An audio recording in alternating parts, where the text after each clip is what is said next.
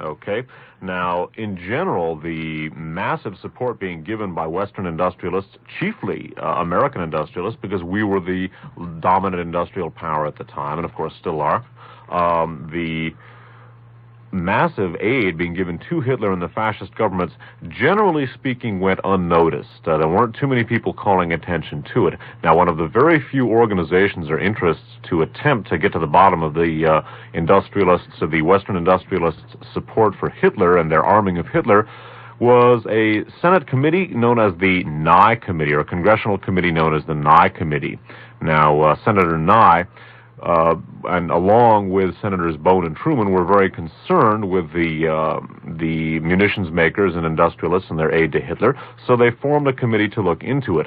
Now, the fellow who was in many ways the driving force behind the Nye Committee and steering it in the direction of investigating these American and German industrial connections was a fellow by the name of Alger Hiss, last name Hiss. Alger Hiss was a young, very intelligent New Deal lawyer, and Alger Hiss acted as legal counsel to the Nye Committee, which was investigating the munitions makers and industrialists' aid to Germany, and basically, Alger Hiss was one of the very few people who was willing to go out on a limb and to devote some effort to trying to uncover these fascist connections that American and other Western, well, basically, the Nye Committee was concerned with American connections to Nazi Germany.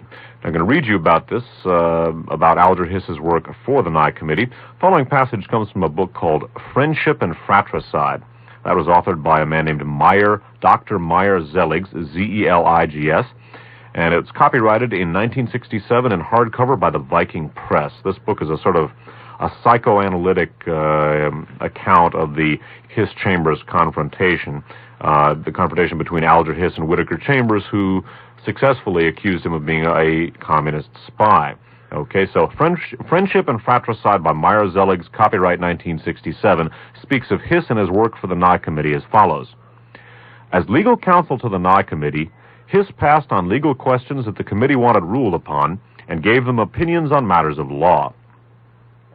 He gathered evidence relating to the activities of the munitions industries and handled as an examiner 4 or 5 specific topics assigned to him.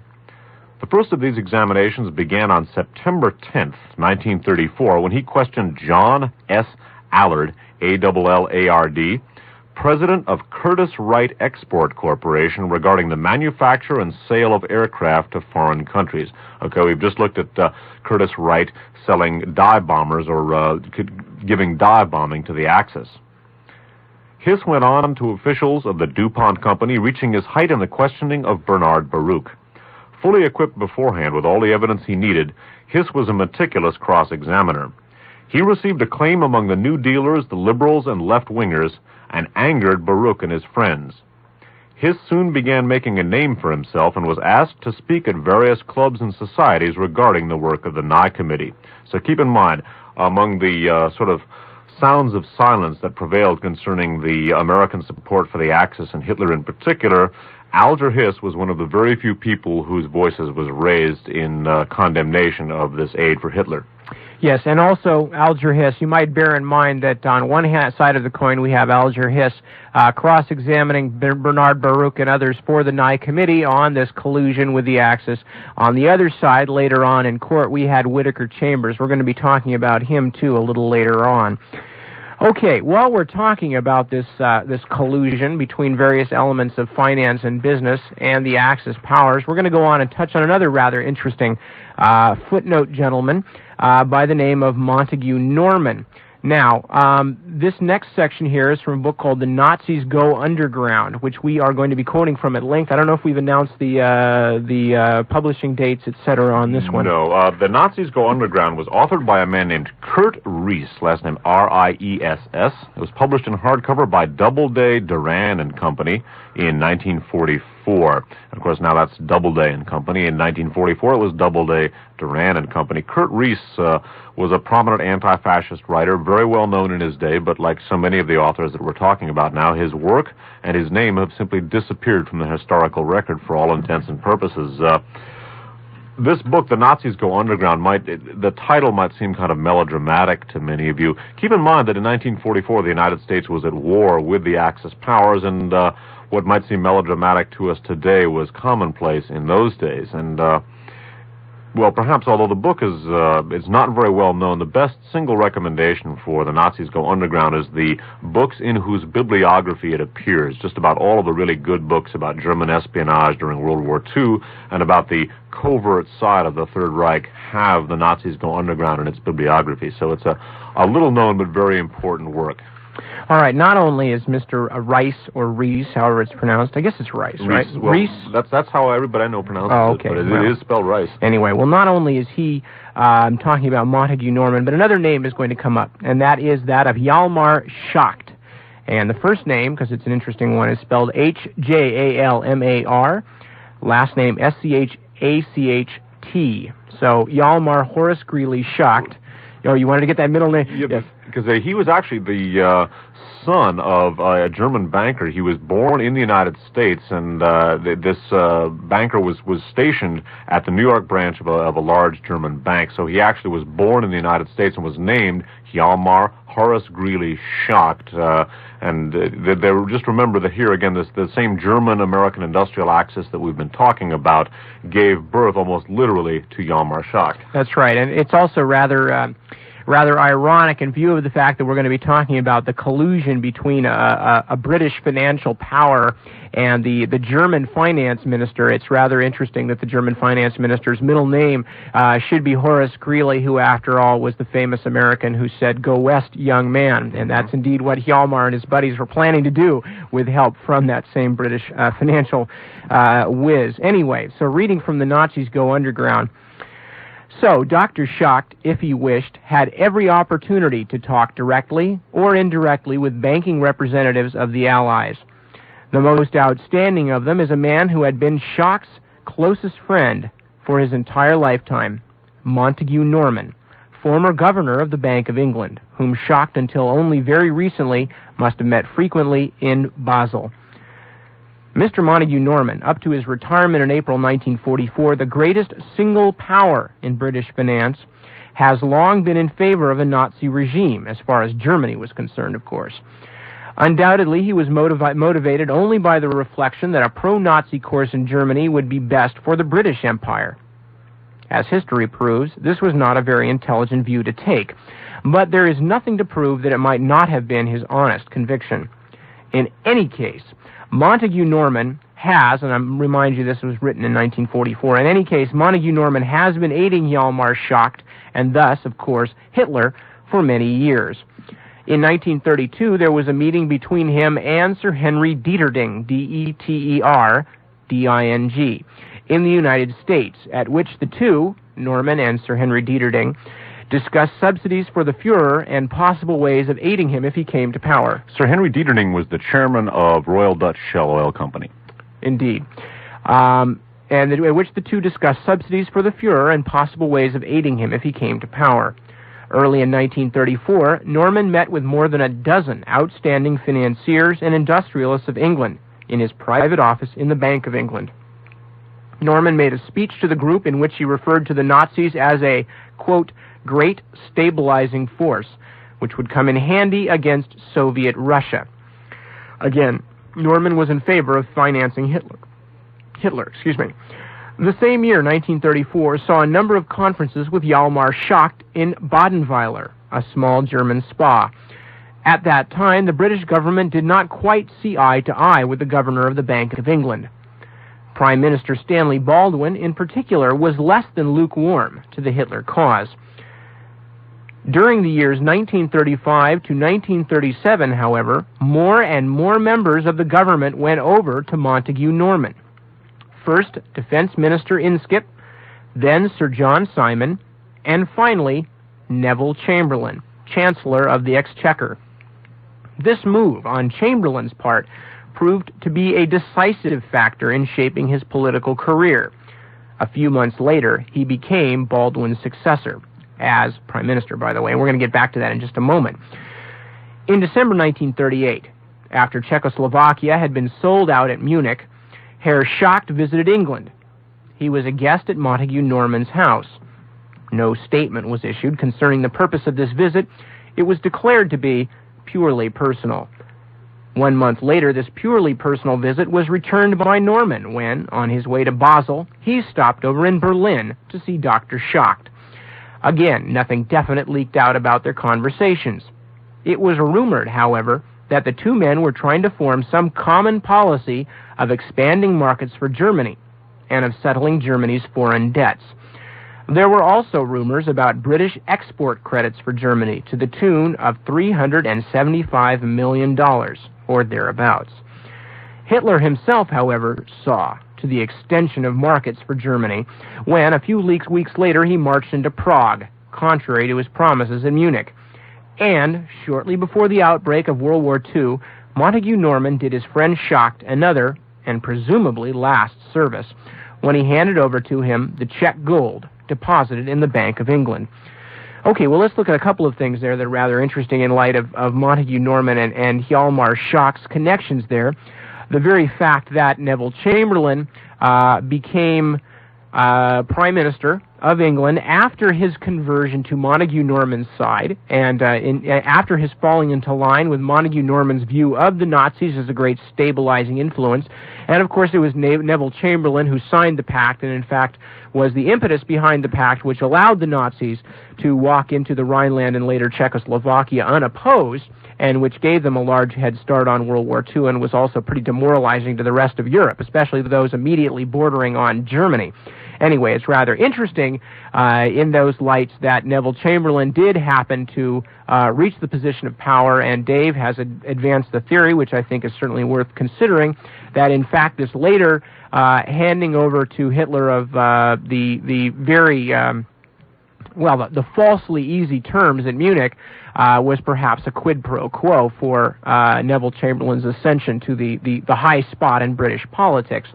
It's also interesting, too, that just shortly after Germany has marched into Czechoslovakia, that Schacht and Norman get together again, and suddenly Montague Norman, just on the eve practically of war, decides to free up the Czech gold assets in British to turn over to the Nazis, who had in fact just illegally walked into Czechoslovakia. It's an important point to make, because usually Chamberlain is portrayed as sort of an incompetent ninny, and the Munich conference is made out to be Hitler sort of just taking Chamberlain to the cleaners and pulling the wool over his eyes.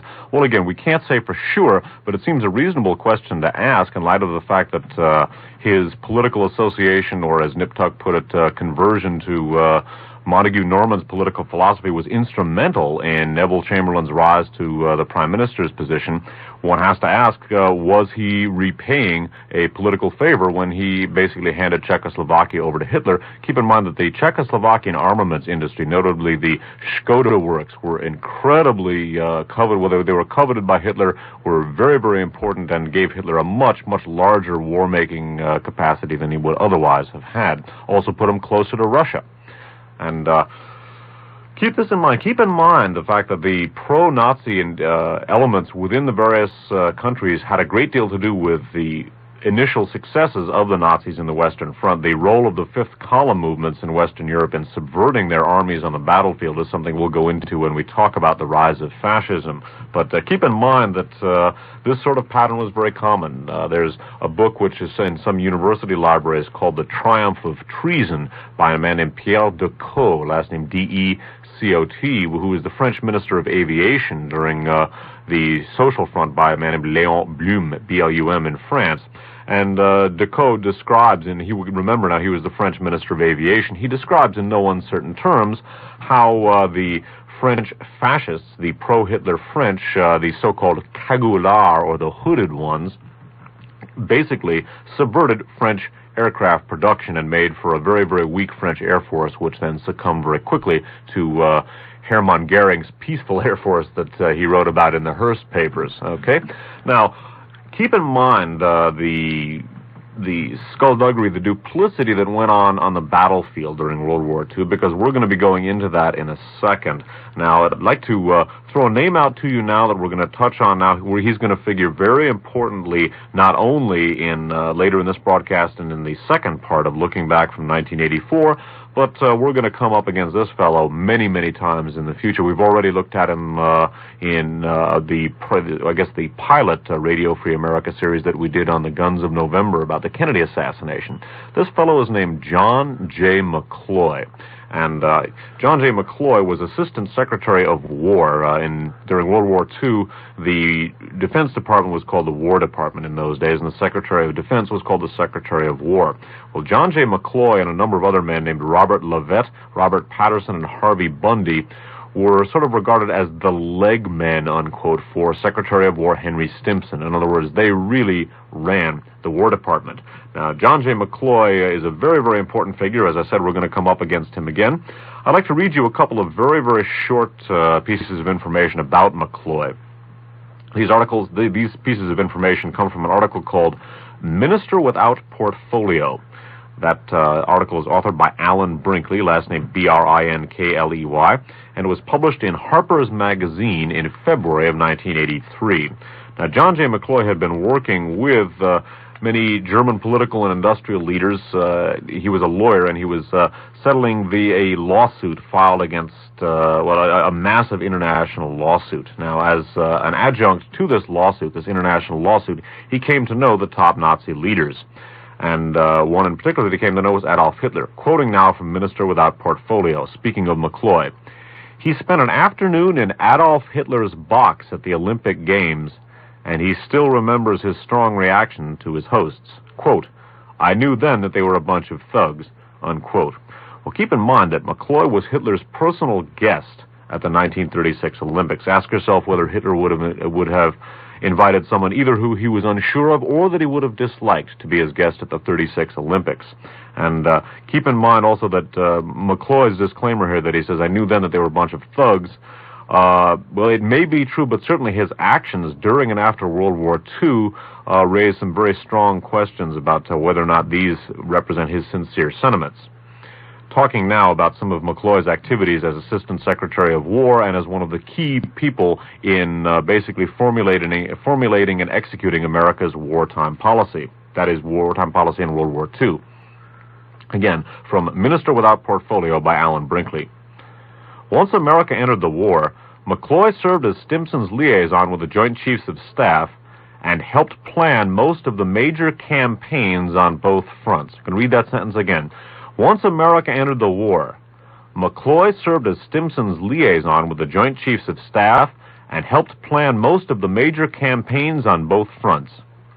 He traveled with American troops to North Africa in 1942 and with the advancing armies as they entered Germany in 1944.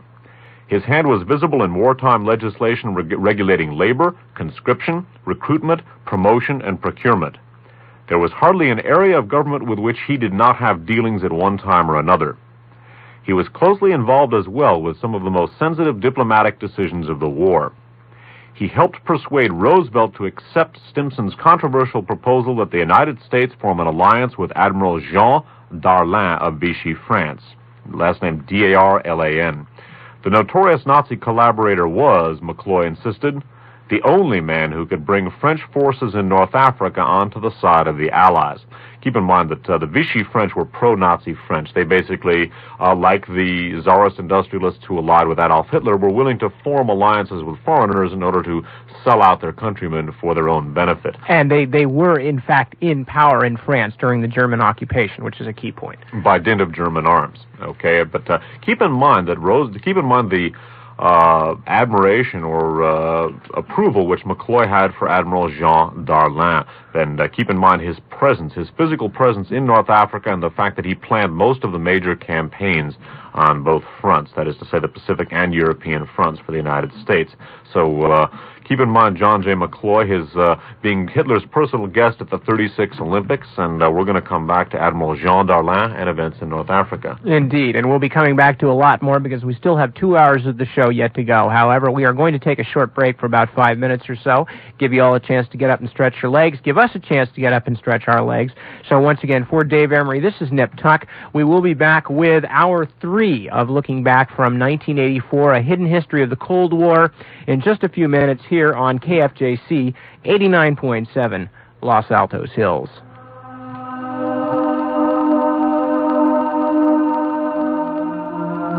All right, and welcome back to the final half, I should say. We still got 2 hours to go. The final half of tonight's edition of Radio Free America, the Archives Show. We are going to be on till 11 o'clock tonight. This is Nip Tuck. I'm here in the studios at KFJC with Dave Emory. And you are listening to Looking Back from 1984, The Hidden History of the Cold War. In fact, when I say the second half, it's a little confusing and perhaps even misleading, because tonight's broadcast, all 4 hours of it, is really only the first half of a two-part broadcast. We are going to be airing the second part in May, and we are going to be going on chronologically, more or less, from where we leave off tonight, which is going to be somewhere near the very end of World War II. Anyway, as you heard before, we've been talking about having taken things up from the early days of the Bolshevik Revolution up until the time of the early days and actually during World War II, and cooperation between various Allied governments, Allied industrial sectors, and other sorts with fascism and with the rise of fascism, in many cases for the express purpose of providing a bulwark against the Soviet Union. We're going to be talking in this section of the show to a large extent about some of the things that happened at the close of World War II, and specifically how, you remember we mentioned at the end of World War I, the Bolshevik Revolution had just taken place. The Bolsheviks were very weak. They were just trying to maintain control over their own country and their own infrastructure, and already the Western world had largely declared war on them and were in fact rearming or keeping in place the armed units of the defeated German army at the end of World War I. And as we mentioned earlier in the show, you have to watch out for patterns. We are going to see that pattern developing again here at the end of World War II, and that's what we're going to be talking about in this portion. Okay, now recall that just before we broke at the top of the hour, we were talking about a man named John J. McCloy. Now, John McCloy was an assistant secretary of war, but basically was one of the linchpins of America's World War II policy. That is to say, he had a great deal to do, one could say was the central figure in planning many of the campaigns in both the Pacific and European theaters, because he was the liaison between the War Department and the Joint Chiefs of Staff. As we've seen, despite his professed anti-Nazi attitude, he was Hitler's personal guest at the 1936 Olympics, and as we saw, he advocated that the United States back a man named Admiral Jean Darlin, last name D-A-R-L-A-N, who was a pro-Nazi French admiral who, according to McCloy, was the only person who could successfully get the French to unite behind our North African campaign. Now, keep in mind Admiral Darlin, keep in mind his fascist sympathies, keep in mind the fact that John J. McCloy was pro-Darlin, and keep in mind the fact that John J. McCloy landed in North Africa with the American Expeditionary Force there, and in general was incredibly influential in formulating America's wartime policy, because we're going to be telling you about some things which occurred on the battlefield during World War II, which most people don't know about. Now, keep in mind the Darlin-McCloy relationship, the fact that McCloy landed with our troops in North Africa and planned many of the campaigns as liaison between the War Department and Joint Chiefs of Staff. Going back now to the book, The Nazis Go Underground by Kurt Rees, last name R-I-E-S-S, published in hardcover by Doubleday, Duran & Company, 1944. About the America's landing in North Africa, Rees writes as follows. Extensive preparations were made for our landing in Africa, some of them of a rather romantic nature. Robert Murphy of the State Department was very busy during the weeks preceding the landing. He made his headquarters in the house of a Jewish physician, Dr. Henri Aboulker in Algiers, last name A-B-O-U-L-K-E-R, in Algiers, where he met a great number of the doctor's friends, most of them confirmed de Gaullists, most of them Jews. One of them owned the beach villa to which General Mark Clark came in a submarine to confer about details of the invasion. These men were to organize a few hundred of their friends, furnish them with arms which the United States government had sent for the purpose of seizing such strategic points as the telegraph office, the police department, the power plants, and to arrest any of the leading French officers who they thought might be likely to offer any resistance. Among these was Admiral Darlan. While the plan did not succeed entirely, since the Americans landed many hours later than they were scheduled to, the enormous confusion caused by the presence of the 540 armed men in the city of Algiers and the arrest of so many important officers caused enough distraction to facilitate the American landing considerably. Then, immediately after the landing, a lot of things began to look quite different in Algiers as well as elsewhere. The de Gaullists had risked their lives to help the Americans, but it was Admiral Darlan, who had fought General de Gaulle and his followers so mercilessly, who was put in power by us. Interrupting here, keep in mind the sponsorship of the advocacy of General Darlan by John J. McCloy. The Jews had done their utmost to make our invasion possible, but when anti-Semitic French officers who had not aided us demanded that the Jewish interpreters who had facilitated our landing operations be ousted, the interpreters were promptly chased out of the ports. Frenchmen who had shown enthusiasm when the Americans landed were put in prison. Many citizens who had fought for the Americans lost their jobs, while French officers who had fought against them were promoted. 2 police officers who had actively assisted the Allies during the landing were arrested because they had not told their superior officers of the imminent invasion. The superior officers stayed in their jobs, although they had been violently anti-American and continued to be so. Now, Mr. Murphy could no longer find time for seeing the old doctor or any of the men he had conferred with so frequently before. In the meantime, Admiral Darlan was assassinated. Officers and officials who had been imprisoned by the army of 540 men during the night of the landings and who had begged on their knees for their lives saw their chance for revenge now. Finally, every one of the group who had helped the Americans, including the old Dr. Abouquet, was arrested by the French secret police. It was said that they were plotting to assassinate General Giraud, last name Giraud. During the following weeks, members of French fascist organizations who had hidden out when the Americans came in reappeared on the streets and in the cafes and made no secret of the fact that they were still on the side of Marshal Pétain and against the Americans. The Service d'Ordre de la Légion, the French counterpart of the SS, was even accepted with open arms by our army intelligence.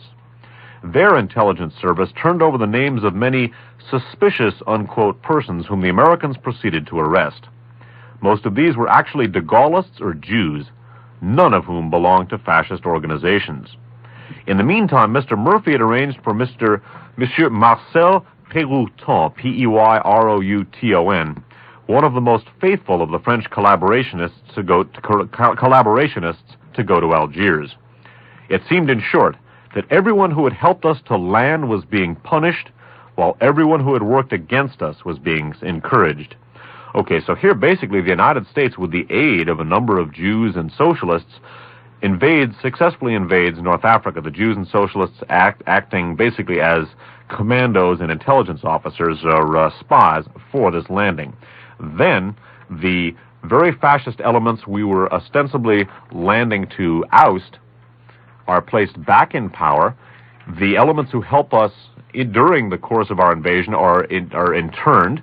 Admiral Darlan, who Assistant Secretary of War McCloy was very high on, is assassinated, and one open question must be, was he assassinated as a provocation or was it a legitimate assassination? In other words, did somebody kill Admiral Darlan in order to produce the reaction which did follow his death, or was that a coincidence? And after Darlan was assassinated, all of the people who aid our landings are interned, and in essence, the French fascists are kept in power in North Africa, despite the fact that ostensibly American arms put into North Africa to oust fascism from power. Now, 2 questions raised by what Dave was just talking about need to be addressed here. Well, the first is not really a question. The first is a pattern. Now, in North Africa, one may look at this happenstance, as Dave described it, of the Americans landing, all of the people who aided the Americans, the local partisan groups, the Jews, the leftists, etc., aiding the Americans to land and then promptly being imprisoned, chased off, punished, whatever, and the reins of power being promptly turned back over to the local fascist elements, people might say, well, that is a pretty weird situation. You know, obviously there was something strange about North Africa. However, as you are going to see in some of the upcoming readings this hour, next hour, and in the next show we're going to do, this was the rule rather than the exception, and it suggests more than a mere isolated odd event. It suggests policy. Now, the other thing Dave mentioned was the assassination of Admiral Darlan and a provocation of some sort. Well, those of you out there who are not familiar with this kind of thing might say, well, yeah, that seems kind of a weird thing to bring up. I mean, you know, why wasn't it just an assassination? It was wartime. Why would it be a provocation? Well, again, if you listen to the rest of this show and some of the other shows we're doing, you will see once again this falls into the pattern of provocation. And as soon as we finish up with North Africa, we're going to talk about Greece, and you'll begin to understand what we're talking about. Keep in mind that provocation and fascism have tended to go hand in hand, that the Nazis actually achieved their dictatorial powers in Germany when Hitler was elected chancellor, and then the Nazis burned down the Reichstag building, the German parliamentary building, blamed it on the communists, and used that as an excuse to basically suspend all civil liberties in Germany, and the rest, as they say, is history. So fascism and provocation are two very common bedfellows, so it's not an unreasonable question to ask here. Okay, now continuing on from the book, The Nazis Go Underground, we're going to be reading a little bit more here about North Africa. Now, this gets a bit complicated. The main thing here is to just once again look at patterns that we're talking about here. We're talking again about the collusion between industrial and banking elements on an international scale, regardless of any what might be called purely national loyalties. Loyalty in these cases obviously is to money above and beyond all else at whatever cost. So bear that in mind as we read this next section. Continuing from The Nazis Go Underground. When we landed in Africa, General Giraud was there ready to assume the command of the French troops. Soon it became known that the general was not the choice of the Frenchmen who were eager to liberate themselves. He had never shown any partiality for democracy. He had always been a reactionary and a loyalist, meaning loyal in this case to the Vichy government. On top of this, he was, even for a long time after the invasion, a man who believed in Marshal Pétain and who wanted to serve the old Marshal. At first, it seemed as though General Giraud had been selected by the governments in Washington and London as the liberator. However, the real instigators of this choice were French industrialists, the brothers de Wendel, spelled W-E-N-D-E-L, Périmov de Fontenelle, Pierre-Étienne Flandin, Pierre Pouchou, and others, not to speak of the dozens of generals and hundreds of minor officers who arrived in Africa at the time General Giraud did. When we, meaning the Americans, landed in Africa, we found there quite a sizable group of Frenchmen, who usually did not reside in that part of the world.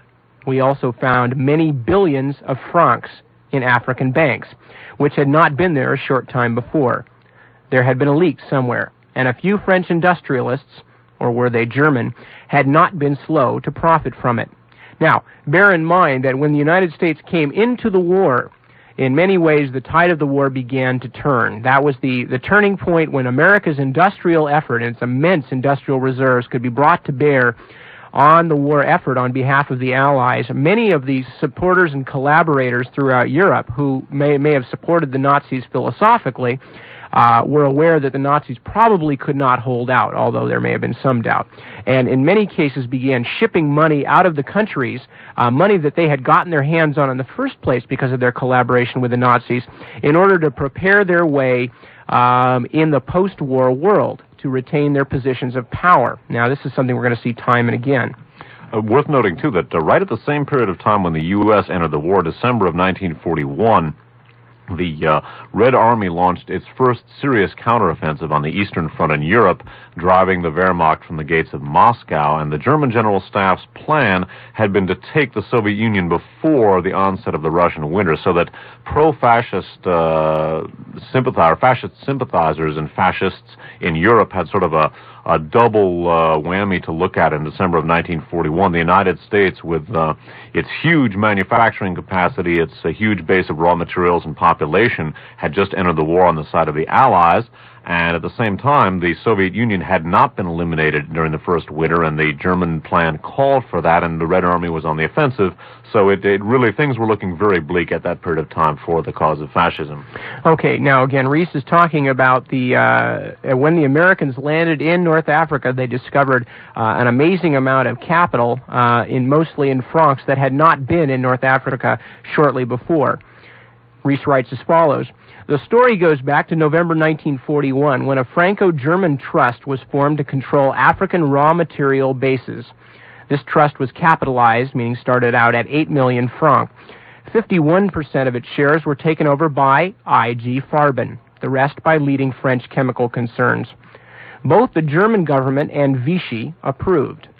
The Nazi press proclaimed that a new economic era had begun with the creation of this new enterprise. Soon afterwards, another Franco-German trust, the French Trans-African Company, was formed, the shareholders being two leading French banks, which in turn were owned by the Deutsche Bank in Berlin, as well as by a number of German industrial firms. Thus, ever since the end of 1941, French North Africa was industrially as well as financially under the complete control of Germany. Then, sometime during 1942, an important Frenchman found out about the invasion plans. He spoke of it to one of the top men in the Comité des Forges, an association of leading mining industries, a certain Pierre Pucheu, P-U-C-H-E-U, who was also a director of the Banque Worm in Paris, which had participated in the French Trans-African Company and of which the Deutsche Bank held the majority of shares. Banque Worm also represented the interests of the Schroeder Bank at Cologne, the same Schroeder who had started financing Hitler with money from the German heavy industries in 1928. Pucheu talked about the impending invasion to a number of bankers, among them Bréard de Boissonget, who had close contacts with I.G. Farben and other German industrial enterprises. Boissonget was also a Vichy representative on the board of directors of the Bank of International Settlements in Basel, where he was in constant touch with Hjalmar Schacht. That, of course, is the finance minister, the German finance minister, who was in close contact also with the British banker Montague Norman, as we mentioned in the last hour. Thus, via Pucheu and Boissonget, a great many people learned of the invasion, who were not supposed to know about it. Among them, Schacht, Herr von Schroeder, and, of course, Baron von Schnitzler. And only a few days after the news leaked out, the two German-French trusts in North Africa began to transfer all available money from their banks in Paris to branches of the Banque de Paris and the Union Parisienne in Algiers and Morocco. At the same time, other French enterprises poured money into North Africa. One who transferred large sums was François de Wendel, regent of the Banque de France and head of the Wendel Steel Corporation, and also, it should be noted, a close friend of Fritz Thyssen. Thyssen was a German steel magnate who was also a big financier of the Nazis. Also, you heard a reference to Herr von Schnitzler. He was a key member of, the key director of I.G. Farben. Indeed. Now, once again, I want to make this point. Now, here the Germans, through Hjalmar Schacht, and the French Vichy supporters, the pro-Nazi French industrialists, have discovered that the Americans are going to be invading North Africa. Well, now, you might think at this time, if these people were real diehards and real, gonna fight to the death for their countries, et cetera, that they would be indeed withdrawing money from Africa, where it might be in danger, et cetera, if they felt that there was a danger that the U.S.